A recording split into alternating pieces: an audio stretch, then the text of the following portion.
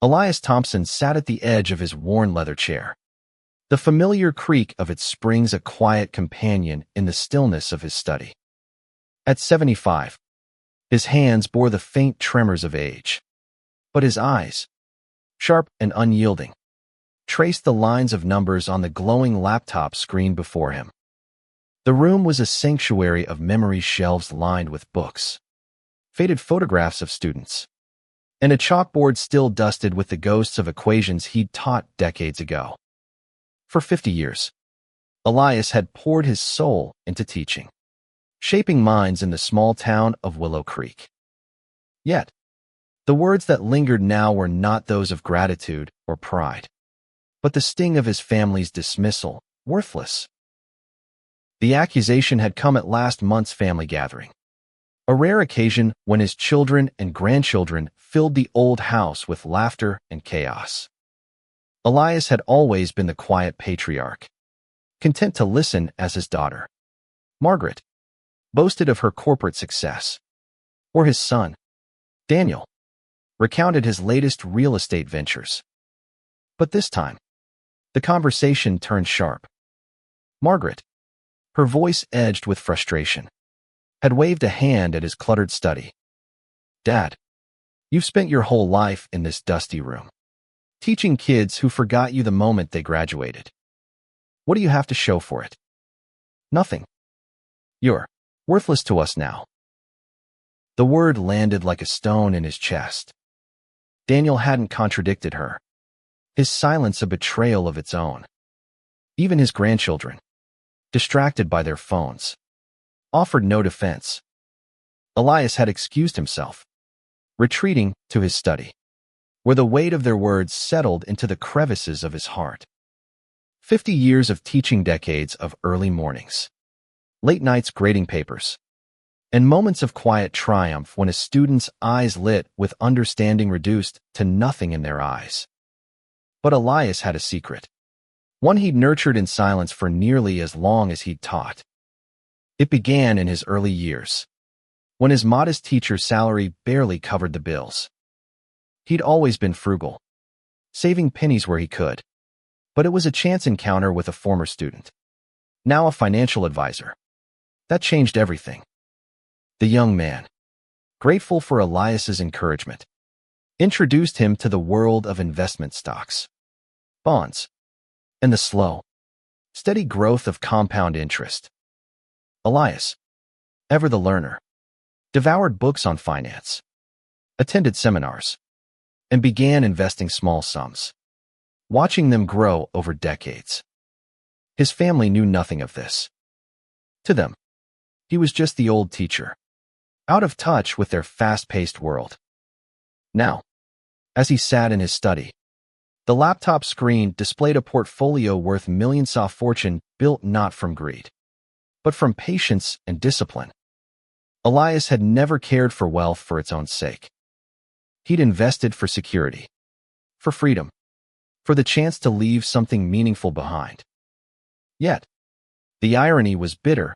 His family, who measured worth in flashy cars and sprawling houses, had called him worthless without ever asking about his life's work both in the classroom and beyond. He closed the laptop, his fingers lingering on its warm surface. The hurt was raw, but beneath it, a spark of resolve flickered. Elias had spent his life proving doubters wrong, students who thought they couldn't learn, colleagues who dismissed his methods. Now, his own family would learn the truth. Not to boast, but to show them what a life of quiet dedication could achieve. He leaned back, the chair creaking again, and let his mind drift to the past, to the moments that had shaped him. It was 1965 when Elias first stepped into a classroom, a nervous 25-year-old with a degree in mathematics and a heart full of ideals. Willow Creek High was a modest school, its walls peeling, its desks scarred with the graffiti of restless teens. The students were tough, many from struggling families, skeptical of a young teacher who spoke of algebra as if it were poetry. But Elias saw potential where others saw failure. He stayed late, tutoring anyone who showed up, offering encouragement instead of judgment. Over time, they came to trust him, and he found his purpose in their small victories: a shy girl solving her first equation, a boy discovering he could dream beyond the town's borders. Those early years weren't easy. His wife, Clara, had been his anchor, her laughter filling their small home even when money was tight. She'd passed 10 years ago, and the loss still ached like a bruise that never healed. Clara had believed in him, in his teaching, in his quiet strength. She'd been the one to encourage his first investment, a modest $500 in a mutual fund, joking that it was their retirement dream fund. If only she could see it now, he thought, a faint smile tugging at his lips. The memory faded, replaced by the echo of Margaret's words. Elias stood, his joints protesting, and walked to the window. Outside, Willow Creek slept under a blanket of stars, its quiet streets unchanged by the decades. He'd given this town everything: his time, his heart, his belief in its people. And he'd built something more, something his family couldn't see. Not yet. Tomorrow, he decided, he would begin. Not with anger, but with purpose. He would show them not just the money, but the life behind it. The discipline, the sacrifice, the love for learning that had driven him all these years. Elias returned to his chair, opened the laptop again, and began drafting an email. It was time to call a family meeting, one they wouldn't forget. The dining room table, polished to a gleam by Clara's hands years ago, was now a battleground of silence. Elias sat at its head, his posture straight despite the ache in his back. Around him, his family fidgeted: Margaret, her arms crossed, her designer watch glinting; Daniel, scrolling through his phone; and the grandchildren, Emma and Liam, barely looking up from their screens. The email he'd sent had been simple: family meeting. Important. Please come. He hadn't expected warmth, but the cold indifference in their eyes still stung. Thank you for coming, Elias began, his voice steady but soft, the way he'd addressed countless classrooms. I've been thinking about what was said last month. About my life. About my worth. Margaret shifted, her lips tightening. Dad, if this is about what I said, I was just being honest. You've always been stuck in the past. We're worried about you. Worried? Elias raised an eyebrow, his tone calm but piercing.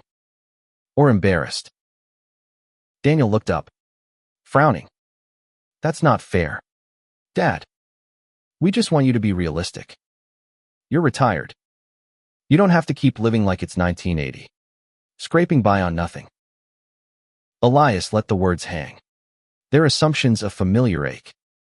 He'd raised them to be ambitious, to chase their dreams. But somewhere along the way, they'd mistaken his simplicity for failure. He reached for the folder beside him, its edges worn from years of careful handling. Inside were statements, graphs, and records: a lifetime of quiet victories. I want to tell you a story, he said, his voice gaining strength. Not about teaching, though that's part of it.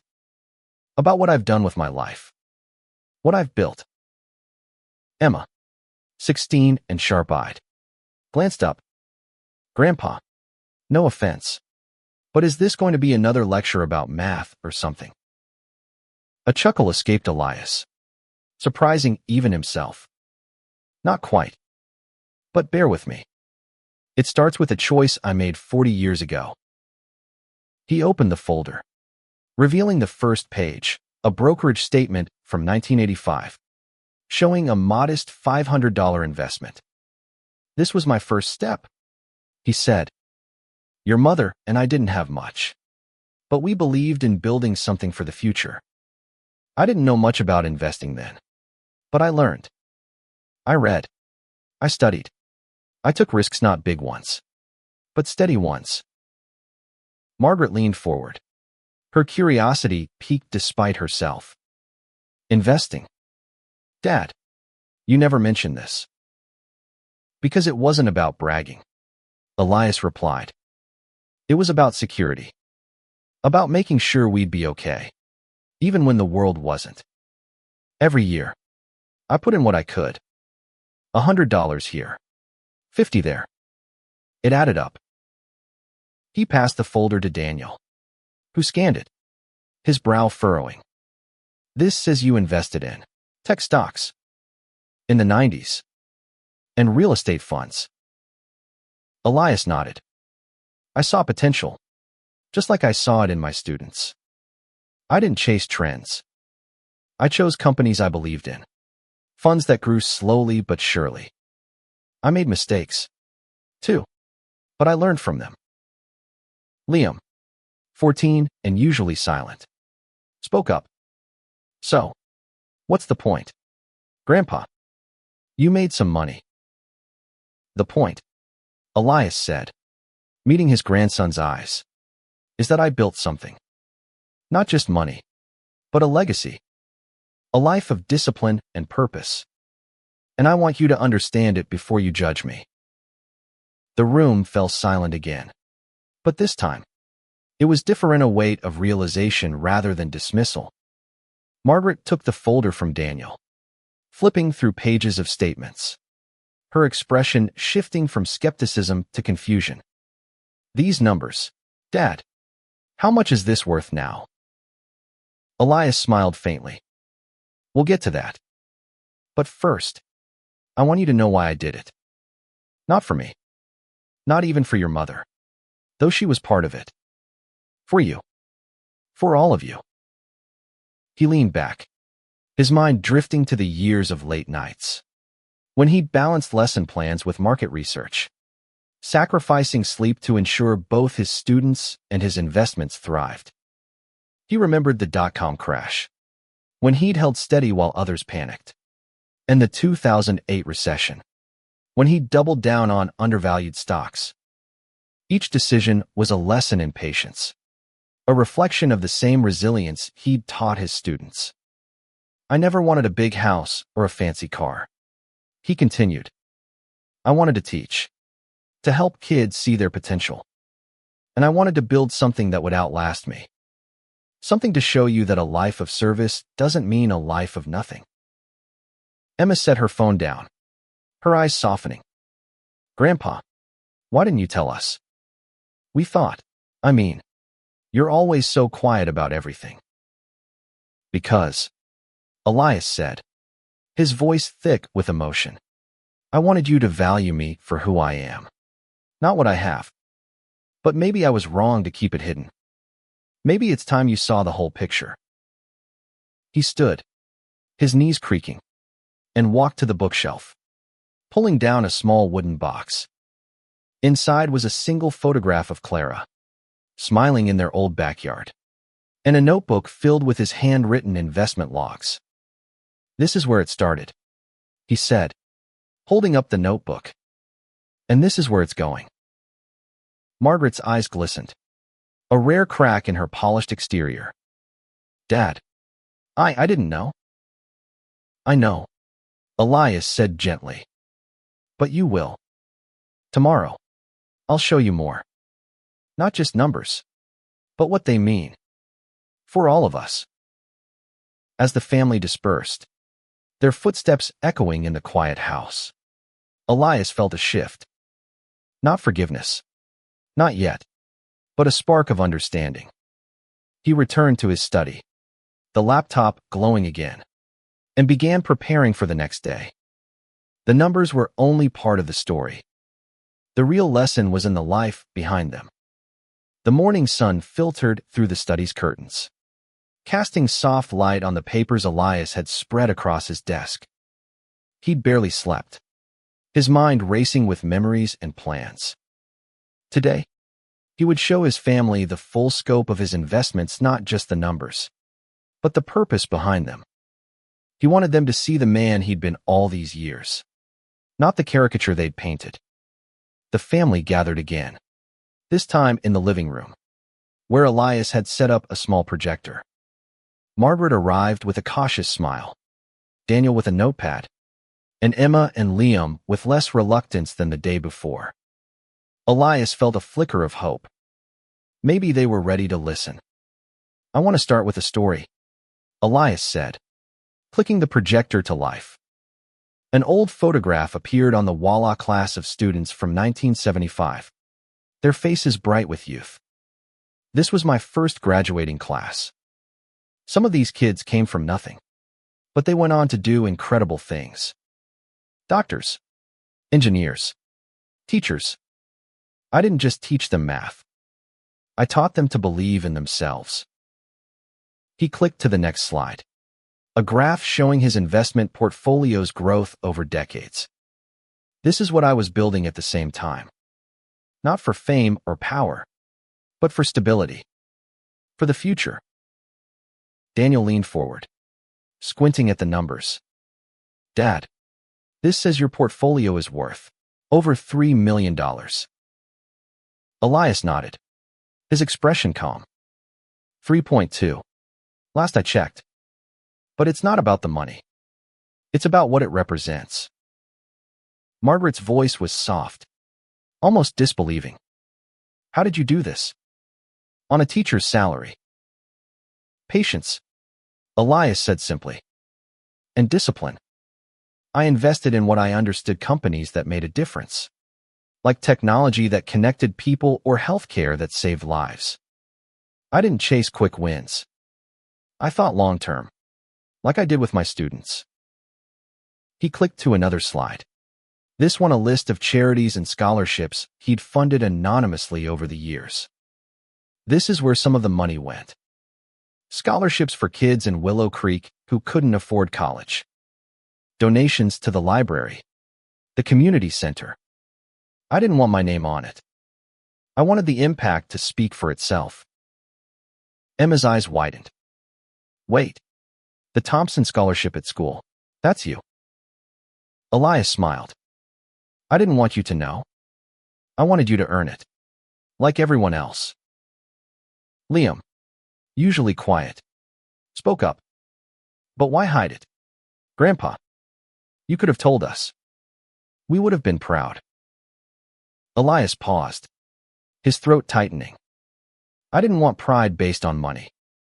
I wanted you to see the value in what I did every day, teaching, learning, building something quietly. But maybe I was wrong to keep it from you. Maybe I should have shown you sooner." He clicked to a final slide, a letter he'd drafted but never sent, addressed to his family. "This is what I want you to understand," he said, reading aloud.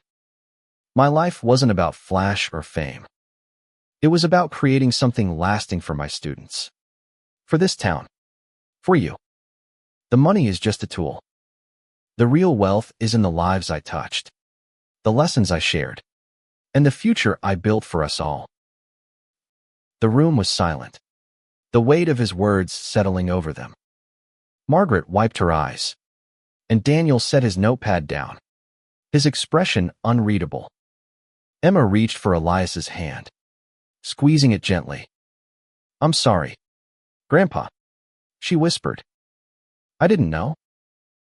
"I know," Elias said, his voice soft. "But you do now. And there's more to show you." He led them to his study, where he'd organized files detailing his investments, each one a story of calculated risks and quiet triumphs. There was the biotech firm he'd backed in the 80s, now a leader in cancer research. The tech startup he'd invested in during the early 2000s, now a household name. Each choice reflected his belief in progress, in people, in potential. As they pored over the files, Elias watched their faces shift, skepticism giving way to awe, then to something deeper. Regret, perhaps, or respect. He didn't need their apologies, though they came, halting and sincere. Margaret hugged him, her voice breaking. "Dad, I was so wrong. I didn't see you."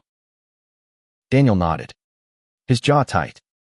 "I thought you were stuck." But you were building this the whole time. I don't know what to say.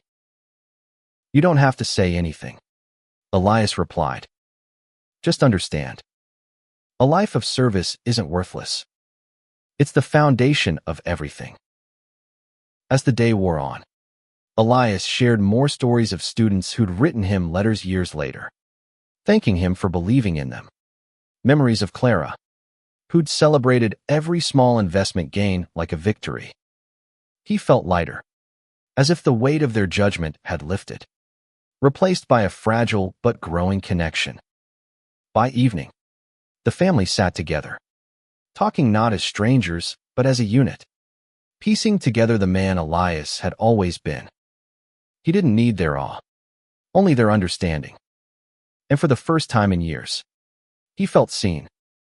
The days following the family meeting were quieter, but the air in Elias's house felt different, warmer, as if the walls themselves had exhaled years of tension. His family lingered longer than usual, asking questions about his investments, his teaching, his life. Margaret, usually so polished and distant, stayed to help him sort through old photos. Daniel offered to digitize his investment records. Even Emma and Liam, who'd once barely looked up from their phones, now listened intently to his stories. Elias felt a cautious hope, but he knew the journey to rebuild trust would be long. One morning, as he sipped coffee in his study, Emma knocked softly on the doorframe. "Grandpa, can I ask you something?" she said, her voice hesitant. "How did you know what to invest in? Like, how did you decide what was worth it?" Elias set his mug down, gesturing for her to sit. "It's like teaching," he said. "You look for potential, not just in numbers, but in what a company stands for. I invested in things I believed could make the world better: technology, medicine, education. And I was patient. That's the key." Emma nodded, her brow furrowed. "But weren't you scared? Like, what if you lost it all?" "I was," Elias admitted, his eyes crinkling with a smile. "But fear's part of learning. Every time I made a mistake, I studied it, figured out what went wrong, just like I did with my students. You don't give up on someone or something just because it's hard." She leaned forward, her curiosity genuine. "Can you teach me? About investing, I mean." The question caught him off guard, a spark of joy igniting in his chest. "I'd love to," he said. "But it's not just about money. It's about understanding value, what matters, what lasts." Over the next week, Elias began mentoring Emma, starting with the basics: compound interest, diversification, the power of time. He showed her his old notebooks, filled with meticulous records of every investment, every lesson learned. She was a quick study, her questions sharp and thoughtful, reminding him of the students he'd once guided. It felt like teaching again, but this time, it was personal. Meanwhile, Margaret and Daniel began to see Elias through new eyes. They asked to join his meetings with his financial advisor, a woman named Sarah who'd been one of his students in the 90s. Sarah, now in her 50s, greeted Elias with a warmth that surprised his family. "Your dad changed my life," she told them, her voice steady. "He saw something in me when no one else did. That's why I helped him with his investments. It was my way of giving back." The revelation hit Margaret hard. She'd always seen her father as a man of routine, not impact. Now, she began to notice the ripples of his influence: letters from former students tucked into his desk, thank you notes pinned to a corkboard, even a plaque from the town library, hidden behind a stack of books. "You never told us any of this," she said one evening, her voice thick with regret. "I didn't think I needed to," Elias replied. "I thought you'd see it in the way I lived." Daniel, who'd been quiet, spoke up. "I didn't get it. Dad, I thought success meant big deals, big money. But you built something bigger, and you did it without making a fuss. Elias shrugged, a faint smile on his lips. I didn't need the fuss. I just needed to know I was doing right by the people I cared about. As the weeks passed, Elias began to share more of his plans. He'd set up a trust, he told them, to ensure the money would support the family long after he was gone.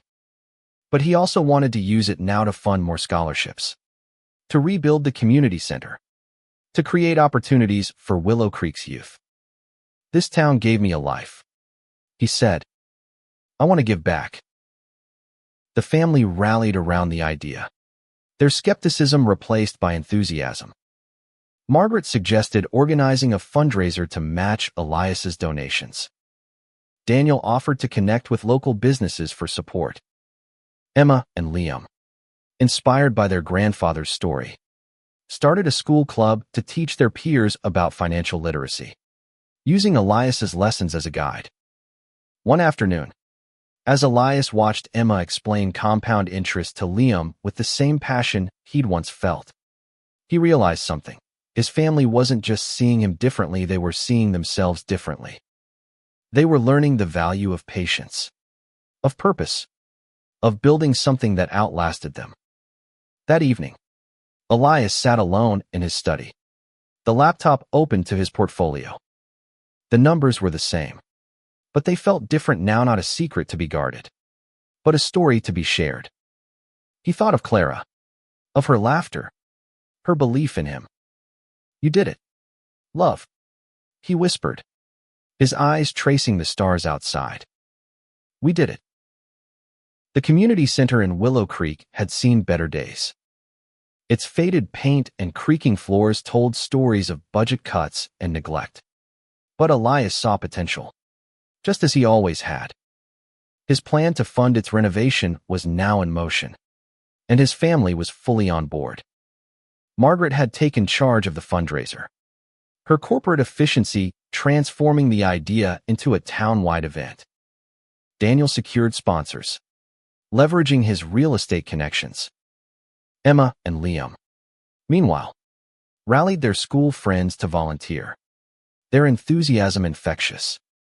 Elias stood at the center's entrance, watching volunteers paint walls and hang decorations for the upcoming fundraiser. It was strange to see his quiet life become a public endeavor, but it felt right. For years, he'd worked in the shadows, teaching, investing, giving anonymously. Now, the town would know his story not for his ego, but to inspire others. Sarah, his financial advisor, arrived with a stack of documents. The trust is set, she said, handing him a folder. Your scholarships will fund 10 students a year, indefinitely. And the community center fund is already growing. Elias nodded, his heart full. Thank you, Sarah, for everything. She smiled, her eyes warm. You gave me a chance when I was a kid who couldn't afford books. This is the least I can do. The fundraiser was a success beyond Elias's expectations. The town turned out in droves, former students, colleagues, neighbors, all drawn by the story of the teacher who'd quietly built a fortune to give back. Elias stood at a podium, his hands steady despite the crowd. He spoke of his students, of Clara, of the investments that had grown from small seeds into a legacy. This isn't about money, he said, his voice carrying the weight of 50 years. It's about what we choose to build with our lives. For me, it was teaching.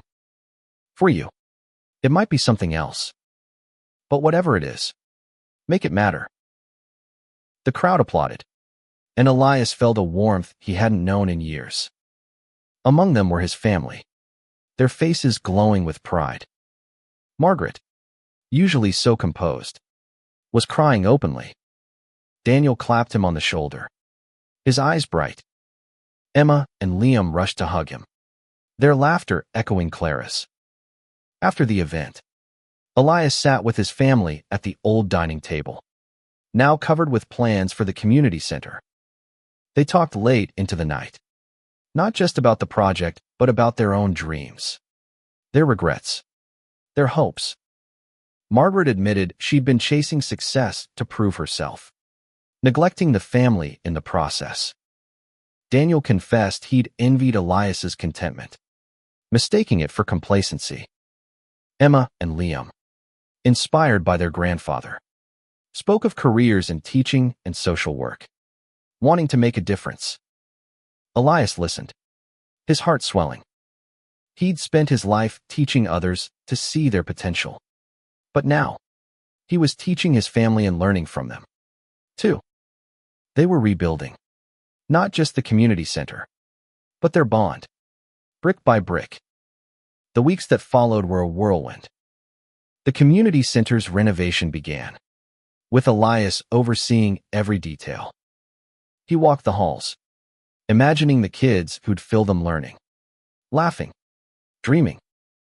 His family was there every step, their hands dirty with paint and plaster, their laughter mingling with the workers. One evening, as the sun set over the half-finished building, Elias stood with Emma, watching the progress. "Grandpa," she said, "I'm going to name the scholarship program after you. The Elias Thompson Fund. Is that okay?" He chuckled, shaking his head. "Name it after your grandmother. She was the heart of it all." Emma smiled, leaning against him. "Okay. The Clara Thompson Fund. But you're the heart now." Elias didn't reply, his throat too tight. Instead, he squeezed her shoulder, his eyes on the horizon. The stars were coming out, just as they had the night he'd decided to show his family the truth. He felt Clara's presence, her warmth, her belief in him.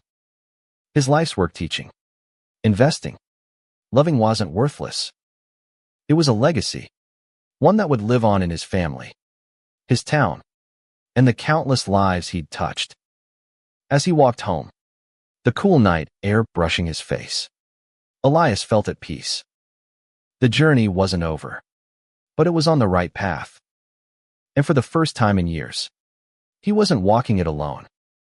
The renovated community center opened on a crisp autumn day, its new walls gleaming under a banner that read, "The Clara Thompson Community Hub." Elias stood at the entrance, his family beside him, as the mayor cut the ribbon. The crowd cheered, and Elias felt a surge of pride not for himself, but for what this place would mean to Willow Creek.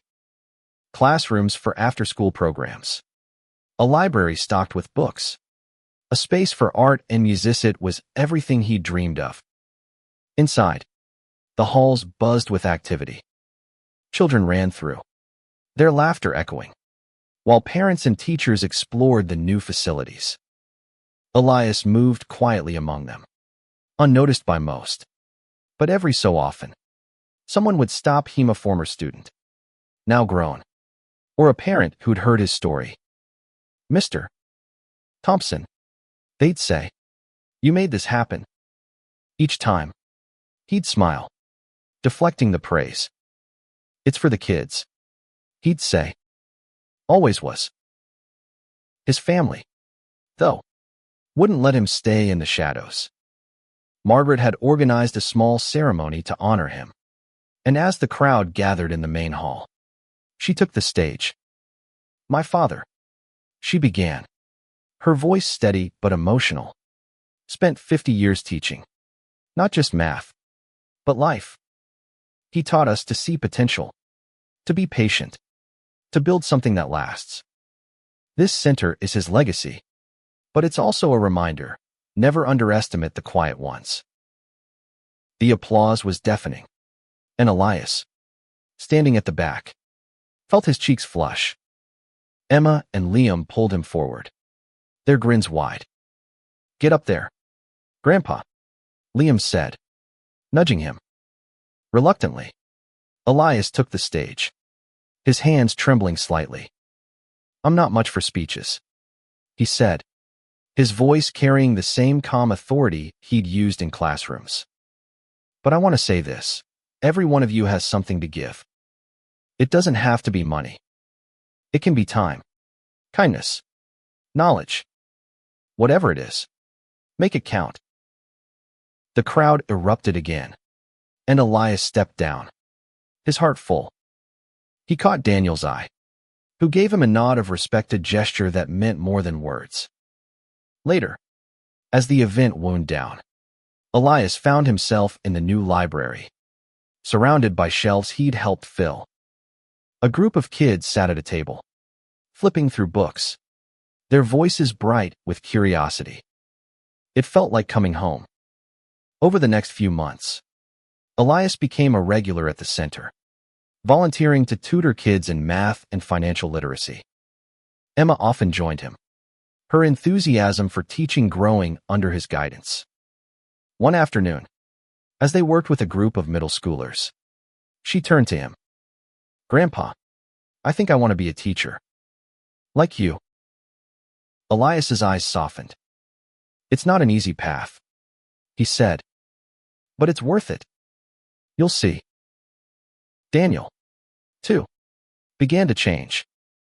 He started spending less time on his phone and more time with Elias, asking about his teaching days, his investment strategies. One evening, he brought over a bottle of wine, a rare gesture.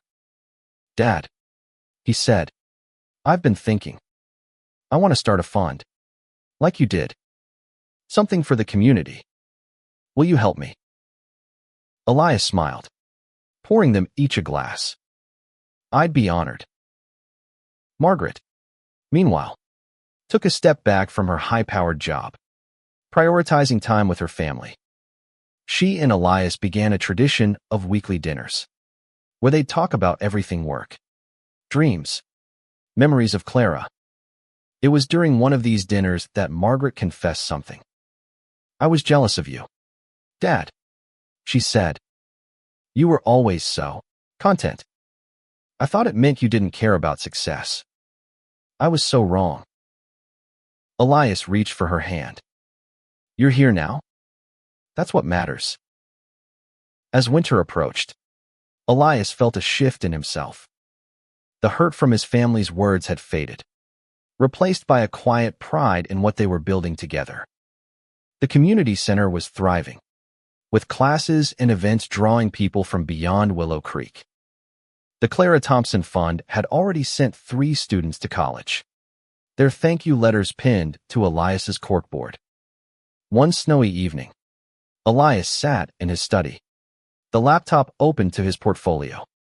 The numbers were still there, steady and strong, but they no longer felt like a secret. They were a bridge, connecting his past to his family's future. He closed the laptop and picked up a photo of Clara, her smile as vivid as ever. "We did good, didn't we?" he whispered. Outside, the snow fell softly, blanketing Willow Creek in silence. Elias felt at peace, knowing his life's work both in the classroom and beyond would live on. Spring arrived in Willow Creek, painting the town with bursts of green and gold. The community center had become a heartbeat of the town, its doors open to all, from toddlers and art classes to seniors learning computers. Elias was there most days, tutoring, advising, or simply listening. His presence was a quiet force, like the steady growth of his investments, unnoticed until it transformed everything around it. His family had settled into a new rhythm. Margaret, now working part-time, spent her weekends at the center, teaching a business skills workshop she designed with Elias's input. Daniel had launched his own community fund, focusing on affordable housing, and often sought Elias's advice on investments. Emma, now a senior in high school, was applying to colleges with a focus on education, inspired by her grandfather's legacy. Liam, though still young, had taken to volunteering, his shy demeanor giving way to confidence as he helped younger kids with math. One afternoon, Elias received a letter from a former student. now a professor at a university in Chicago. Mr. Thompson, it read, you taught me that learning is a lifelong journey. I'm naming a scholarship in your honor. Elias read the letter twice, his eyes misting. He pinned it to his corkboard, next to Clara's photo, a reminder that his impact reached further than he'd ever imagined. The family's weekly dinners had become a cherished tradition, filled with laughter and stories. One evening, as they sat around the table, Emma asked, Grandpa, what's the most important thing you've learned? From teaching, investing, all of it. Elias leaned back, his hands folded.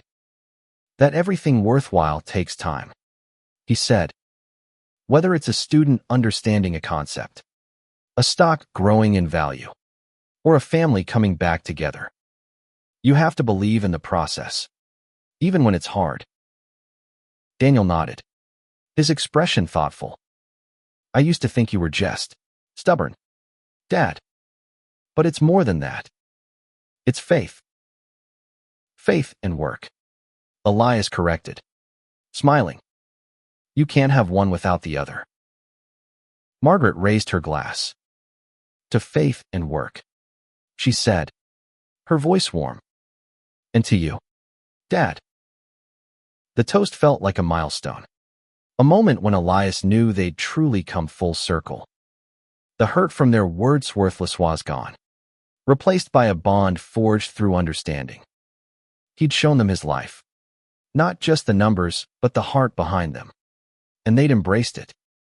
As summer approached, Elias began planning a new project, a financial literacy program for the community center, aimed at teaching young people and families how to manage money wisely. He enlisted Emma and Liam to help design it, their fresh perspectives blending with his experience. The program launched with a packed room, parents and teens listening as Elias explained the basics of saving, investing, and planning for the future. He used his own story as an example, not to boast, but to show what was possible. One evening, after a particularly lively session, a young mother approached him. Mr. Thompson, she said, my son wants to be an engineer, but we can't afford college. Your scholarship fund, it's giving him a chance. Thank you. Elias shook his head. Thank him, he said. He's the one who'll make it happen. As he drove home, the stars above Willow Creek felt brighter, as if Clara were watching. He thought of the years he'd spent teaching, the nights poring over investment books, the quiet sacrifices no one saw. It had all led to Thesa town transformed, a family united, a legacy that would endure. Back in his study, Elias opened his laptop, checking the portfolio out of habit. The numbers were strong, but they were no longer the point. The real wealth was in the lives he'd touched, the lessons he'd shared, the love he'd rebuilt with his family.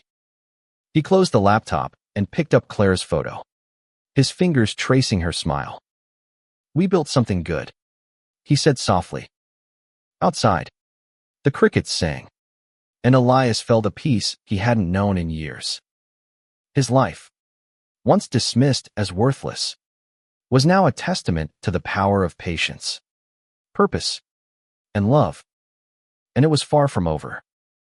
The first anniversary of the Clara Thompson Community Hub was marked by a festival, with music, food, and laughter filling the streets of Willow Creek. Elias stood on the center steps, watching families gather, children playing, and volunteers handing out flyers for new programs. The town had come alive, and Elias felt a quiet pride in knowing he'd helped light the spark. His family was there, fully immersed. Margaret was organizing a panel on career development, her energy tireless. Daniel was chatting with local business owners, securing more funding for the housing fund. Emma, now accepted to a teaching program at a nearby university, was leading a group of kids in a math game, her laughter echoing Clara's. Liam, ever the quiet one, was helping set up a booth for the financial literacy program, his confidence growing with every task. As the sun set, the town gathered for a speech. The mayor called Elias to the stage, but he hesitated, waving Emma up instead. "This is her future now," he said, his voice low but firm. Emma took the microphone, her eyes bright. "My grandfather taught me that value isn't in what you have, but in what you give," she said. "This center, these programs, this community, it's all because he believed in us. Let's keep building. For him, for my grandmother Clara, for all of us." The crowd cheered, and Elias felt a lump in his throat. He caught Margaret's eye, then Daniel's, both beaming with pride. Liam squeezed his hand, a silent thank you. For the first time, Elias didn't feel the need to hide his contributions. He'd shown his family, his town, and himself what a life of quiet dedication could achieve. Later, as the festival wound down, Elias sat with his family under a string of fairy lights, the air warm with summer's end. They talked about the future, new programs, new scholarships, new dreams. Margaret shared her plan to retire early and focus on philanthropy. Daniel spoke of expanding his housing fund to neighboring towns. Emma and Liam dreamed of teaching and mentoring, carrying forward Elias's legacy. "You did this, Dad," Margaret said, her voice soft. "You showed us what matters." Elias shook his head. "We did this. Together." That night, back in his study, Elias opened his laptop one last time. The portfolio was still there, a testament to decades of discipline, but it was no longer his focus. He opened a new document instead, titling it Lessons for My Family. In it, he wrote about teaching, about investing, about love. He wrote about Clara, about the students who'd shaped him, about the mistakes he'd made and the victories he'd earned. It was his final lesson, not for the classroom, but for those he loved most. When he finished, he printed the document and placed it in the wooden box with Clara's photo and his old investment logs. It felt complete, a life distilled into words and memories. He knew his family would find it one day, when the time was right. The next morning, Elias walked to the community center, his steps lighter than they'd been in years. The halls were alive with activity, kids learning, adults collaborating, a community thriving. He joined a group of students, helping them with fractions, his voice steady and warm. It was what he'd always done, what he'd always loved. As he taught, he thought of his family, of Willow Creek, of the legacy he'd built. The word worthless no longer held power. In its place was something far greater: purpose, connection, love. Elias smiled, his heart full, knowing he'd given his all and that it was enough. The stars above Willow Creek shone brightly that night, and Elias felt Clara's presence, her pride, her love. His journey wasn't over, but it was whole. And as he looked out at the town he'd helped shape, he knew his legacy would live on, it just in money, but in the lives he'd touched, the lessons he'd shared, and the family he'd brought back together.